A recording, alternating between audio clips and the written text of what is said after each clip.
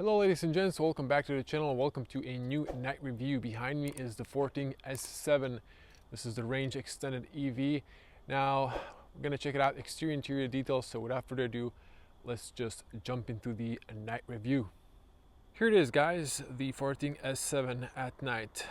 Beautiful, again, coupe sedan.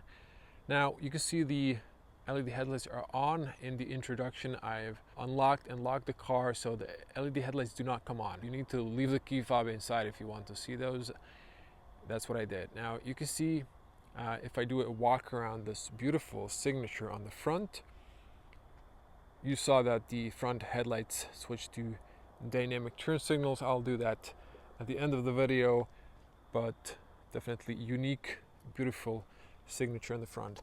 Now in the day review, I thought this was the long beam and the one on the top would be the main, but it's obviously, as you can see now, the opposite. Now I got a lot of head turns for this car today because it's still new and definitely unique looking. It's so long, it's almost 5 meters long, and yeah, this coupe design is very attractive, but personally I think it's just too low on the back. Now the back LED taillights kind of remind me of some Porsches, perhaps. Maybe that was the design, especially with this bottom piece. It kind of reminds me of Taycan a little bit. Maybe the designers were aiming for that, and it is definitely a unique sportback. So yeah. Now, let me check if the charge port has any light. I haven't actually checked. Nope, all in dark. Now, I feel like this car is not made for tall people. You need to really bend low in order to press this button. So I'm just gonna back up, and yeah, this opens fairly tall. It has one light and it illuminates everything pretty well, but if you raise this is all in dark. This one is white, so that's that. License plate illumination is cold, matching the front headlights. Now let's move to the interior. We have cold lights on the switches. We also have illuminated USB-C, and we can see the top, so illuminates the rear bench and the footwell pretty well. Now let's check out the front. So on the front, same here, but we have some lights in the pockets, and you can see the lights on the top. Also same illumination pretty well of the seats and the footwell. Now closing, and the lights go off immediately. You can see here we have an ambient light on the front and over here as well. So honestly, I didn't notice this part, but let me switch to wide lens. There's going to be a separated night point of view driving review with my impressions behind the wheel. Zooming back in. Well, first things first, I've said this in the day review, you cannot have a night theme. So I think this is really something Forthing needs to change ASAP in a software update. When you're outside the city, in the city it's fine when you have street lights, but when you're outside the city, this is everything is black around you, and these screens are terrible. They're just too, this is the lowest brightness. They're just still like, it's too much light theme, and it's like killing your eyes. You can see here the steering wheel buttons are all white, and over here, if you lock the car, this one goes amber. Same for this one if you disable the rear. By the way, these are fully automatic windows, so if you press down and also down, so you can see that one press, it goes up. So that's all pretty nice. these pockets are illuminated. Actually, the ones on the back are also illuminated. You can see that on the back. And I don't think there are any lights in here. Let me check the glove box. Yeah, no light. I thought that I saw no lights during the day. And yeah, you can always switch these on. So that's all great. You can see the interior, how it looks if you switch that on. And these are quite bright, to be honest. Now, I first time see this shortcut. So again, you can switch the AC on the top here. You have here the hazards. Cool detail, you can see them through the plastic. So I think that was intentional.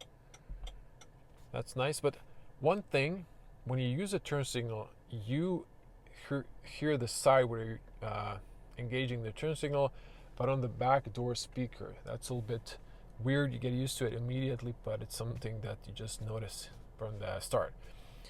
Now also, if you slide here on the climate, you have the climate menu. So you always find something out new. And if you go here for the car, I didn't show you this one. So this one is for the headlights. It's a shortcut. So that's also something. Now,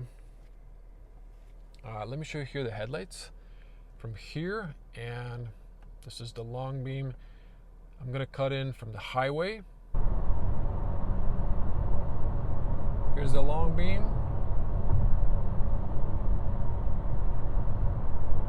And the short beam. So the performance is more or less decent. Also, I will cut in the fuel consumption, city and highway. Here is the consumption test after 50 kilometers, a little bit more of late night driving between 60 and 80 kilometers per hour. Slowing down for traffic lights by recuperating. You can see here pretty good fuel consumption, 4.6. The lowest was 4.4. And if I switch to the power consumption, it was 11 kilowatts. Super efficient, and thanks to the good aerodynamics, very, very efficient car. So I just got off the highway. This is the fuel consumption after 50 kilometers, driving between 100 and 130 kilometers per hour. And this is the power consumption. So I would say this car could be really efficient on cruising speeds on an open road. On the highway, it seems, this was a short test, 50 kilometers, it seems not that efficient. So 20 kilowatts is an average for most, let's say, fully electric cars. Also, most of them from China, like Tesla, is sometimes more efficient, 18 kilowatts on the highway, but also in winter it gets to 20 or 20 plus. But if you're driving faster, you're gonna get 20. But with this car, just 130, 20 kilowatts seems like a lot. But in this case, you do have the fuel, and you know, you're not really thinking maybe about the power consumption as much. You're also thinking about the fuel consumption. So that was, you know, around 7 to 8 liters, but on open road, it's like around 4 liters, really efficient. Another thing I wanted to mention, I feel like the build quality in this car is comparable to MG. Everything is nicely padded, all the parts you touch. Here, like, you can barely hear some things. On the doors, sometimes you hear some sounds that you don't really want to hear, but otherwise the car is pretty fine. I would say, besides not having a dark theme, that infotainment is lacking a few things. I didn't show you the DAB, it's in separated. I'm not even going to try to play with this. It's just in a separate menu. But again, this is the radio, and then you have frequencies here. I did favorites, but I have zero idea what name of the stations are here. So they really need to switch those up. And the fact that you don't have bass, middle, treble, settings, it's just disappointing, and loudness is not really that loud. So those are some of the compromises if you want this car. This car is a great deal for 33K here in Croatia. I heard like it's even cheaper in Bulgaria, and also a little bit cheaper in Serbia, neighboring country. But from some of your comments, but definitely it's an interesting car. And I wanted to show something here. Oh, I wanted to show you 360 cameras. So the 360 cameras, the camera resolution is quite decent, and it looks pretty good. It's not amazing, but it's good. And I forgot if there was anything else I wanted to point out. So I think I've showed you more or less everything. I don't have Waze connected at this moment, but it does have a dark theme, and then in that case you only have this screen that is like bright theme.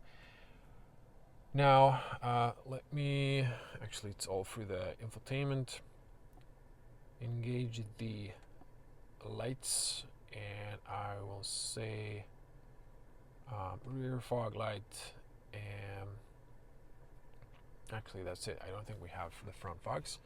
I will engage one turn signal. The key fob is inside, so you should be able to see the fog light. It won't disengage like in some other cars. So, ooh, dual fog lights. That is great. You can see here the dynamic turn signal on the back, so you can also see it from the side. You can see it on the turn signal, and you can see it on the front. So the rest of the daytime running light goes off. You only have the headlight on. This is the comparison. So pretty nice and posh looking.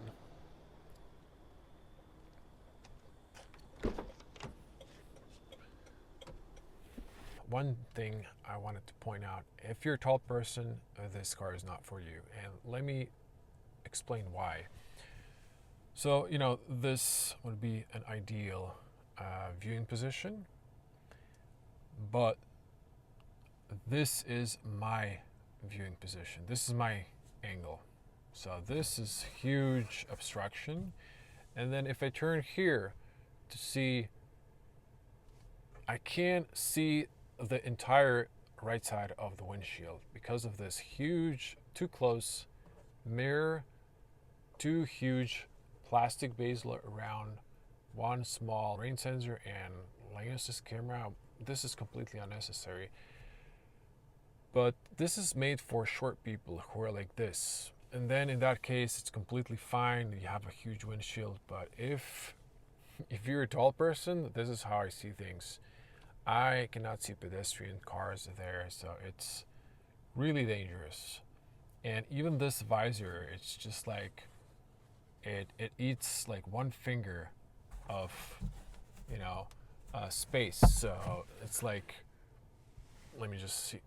So okay, I'm here, and then if I close this up, you can see, well, I usually move the camera, so like, let's see if it's like this. If I don't move the camera, let's see if I'm not gonna move it. I'm not trying to not move it. Okay, I'm not really proving the point. Okay, this is how I see it then, I guess. So if I can't see the other one there with the visor, and then when you remove it, you can see above the light. So I think you got the point. So definitely not a car for tall people, but otherwise pretty decent ride.